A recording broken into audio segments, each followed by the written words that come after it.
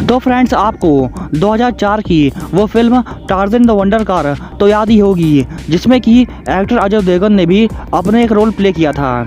और उस फिल्म में एक कार दिखाई गई थी जो कि ड्राइवरलेस कार थी, जिसे कि आप टार्ज़न नाम से जानते हैं। यानी कि उस फिल्म में एक टार्ज़न नाम की कार दिखाई गई थी और उस फिल्म में जो कार थी वो एक ड्राइवरलेस थी, यानी कि उस कार को कोई भी नहीं चलाता था, यानी कि उस कार को एक भूत चलाता था। उसमें इस प्रकार का एक कैरेक्टर दिखाया गया था। तो क्या वो कार सच में ड्राइवरलेस कार थी या फिर उसे रियली में कोई चला रहा था? यानी कि फिल्म के पीछे क्या वो कार सच में ड्राइवरलेस थी या फिर उसे कोई चला रहा था?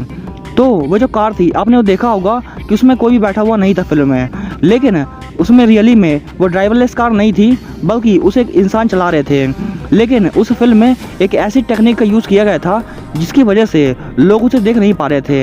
यानी कि उस फिल्म में जो ड्राइवर था वह दिखाई नहीं दे रहा था, बल्कि वह रियली में वहाँ पर था। तो film Tarzan the wonder car में जो एक वंडरफुल कार दिखाई गई थी, उसे बनाने में लगभग 2 करोड़ रुपए का खर्च हुआ था, जबकि उस फिल्म का जो टोटल बजट था वह 15 करोड़ रुपए का था। यानी कि उस फिल्म में जो 15 करोड़ रुपए टोटल लगाए गए थे, उसमें से सिर्फ 2 करोड़ में तो वह कार ही सिर्फ बनाई गई थी। और वह जो कार थी वह टोयोटा MR2 का एक मॉडिफाइड वर्जन था, जिसे कि दिलीप छावड़ा ने बनाया था और उसे बनाने में 8 महीनों का उन्हें समय लग गया था। और उस फिल्म में आपने उस कार में एक लोगो देखा होगा जिसमें कि DC लिखा होता है। तो वो जो DC है वह दिलीप छावड़िया का ही एक शॉर्ट फॉर्म था, यानी कि दिलीप छावड़िया का एक शॉर्ट फॉर्म DC के फॉर्म में उस कार में दिखाया गया उस फिल्म में। और जो पोलैंड कंट्री है, उस कंट्री में एक 19 साल की लड़की थी जिसका कि ब्रेन ऑपरेशन हो रहा था, यानी कि उसकी ब्रेन की सर्जरी हो रही थी। और उसके सर्जरी के पहले ही जस्ट उसे एनेस्थीसिया दिया गया था, क्योंकि वह लड़की बीच में होश में ना आए। यानी कि जब उसका ऑपरेशन चल रहा हो तो उसके दौरान उसे होश ना आए और उसे पेन फील ना हो और उसे पता ना चल पाए कि ऑपरेशन कब हो गया। इस वजह से उसे एनेस्थीसिया दिया गया था।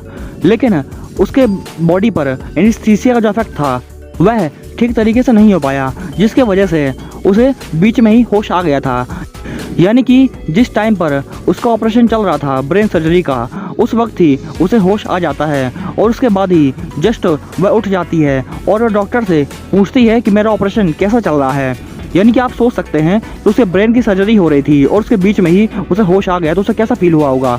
बट वह डॉक्टर से ये पूछती है कि मेरी ब्रेन की सर्जरी कैसी चल रही है। और क्या आप इस बारे में जानते हैं कि आप जब कभी भी एक ऐसी अनफैमिलियर प्लेस पर नाइट रेस्ट ले रहे होते हैं, या फिर ये बोलें कि आप ऐसी जगह पर जब कभी भी सो रहे होते हैं जिस जगह के बारे में आप ज़्यादा नहीं जानते हैं या फिर आप उससे अपरिचित हैं, तो ऐसी जगह पर जब आप सोते हैं तो ऐसी कंडीशन में जो आपका ब्रेन होता है वह ठीक तरीके से रेस्ट नहीं लेता है, बल्कि आपका जो ब्रेन होता है वह आधा एक्टिव रहता है। यानी कि आपका जो आधा ब्रेन रहता है वह जागता रहता है और आपकी प्रोटेक्शन करता है।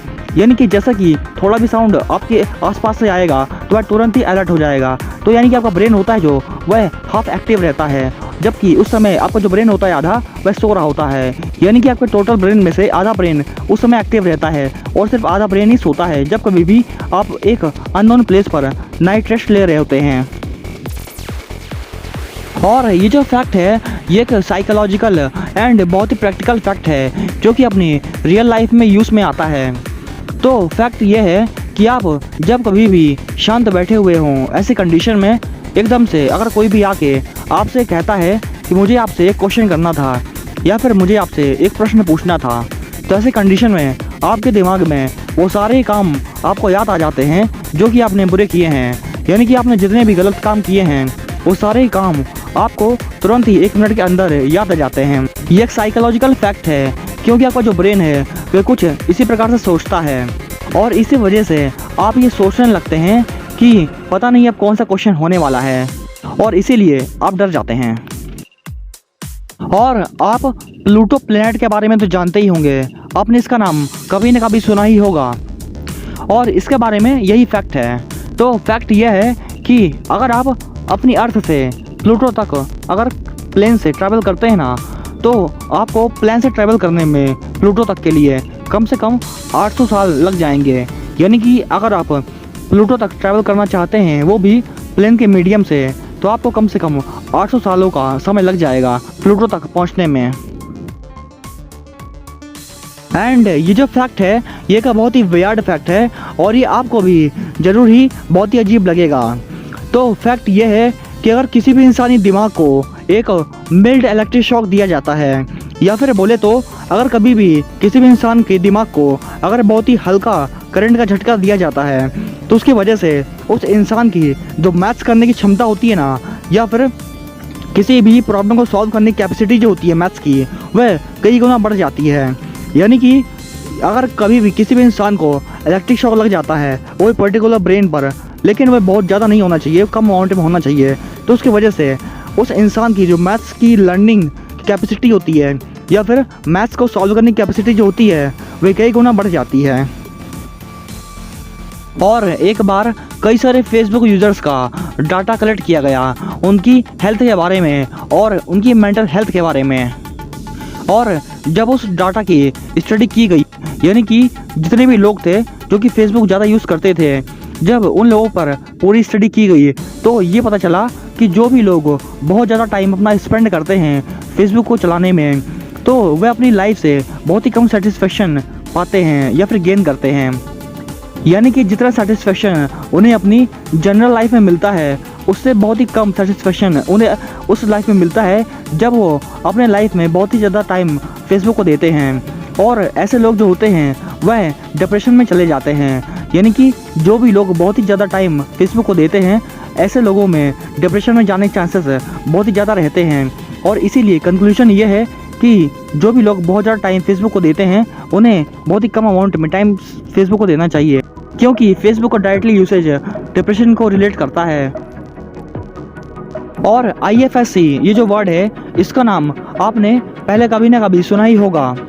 और अगर आपको इस बारे में ज़्यादा याद नहीं आ रहा है तो हम आपको इस बारे में बता देते हैं कि IFSC जो वर्ड है ये बैंक्स में यूज़ किया जाता है, और हर एक बैंक का अपना एक पर्टिकुलर IFSC कोड होता है जिसका कि यूज़ करके उस बैंक में पैसे का ट्रांजेक्शन किया जाता है, नेशनल एंड इंटरनेशनल दोनों तरीक़ों से।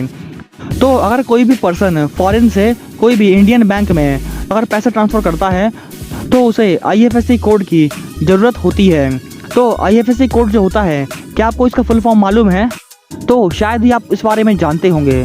तो इसका जो फुल फॉर्म होता है IFSC का, इसका फुल फॉर्म होता है इंडियन फाइनेंशियल सिस्टम कोड, और इन्हीं वर्ड्स को हम शॉर्ट फॉर्म में IFSC के नाम से जानते हैं।